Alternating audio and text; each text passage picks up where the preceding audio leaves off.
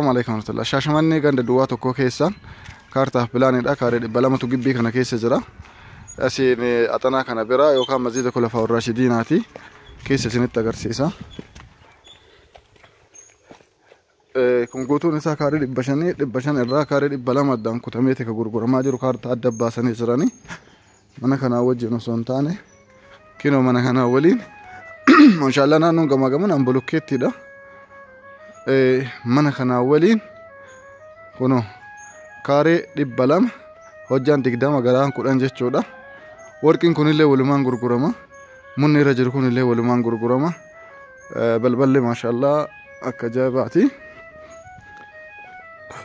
Lakinu achiin gana balbala gibbii qara walii gala haxiratanii balbala qofa baafatan. Waan biraa xaarii fixeera warreen hoyyuu.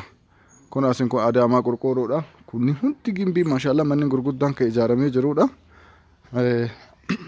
Akkasi gatiin dhumaa immoo miliyoona 1 jedhan. Ani akka allaalutti akka warra 01 deetitti gatiin tunuu bareeddu jedhee yaadaan. Yoo manni wama kaartaan maqaa jijjiiraan tura jira. Mana diiganii bolokkeettiidhaan akka barbaadanii kaafachuun hin danda'amu. Achirratti illee as garagalchanii jechuudha. Itti yaaddamu.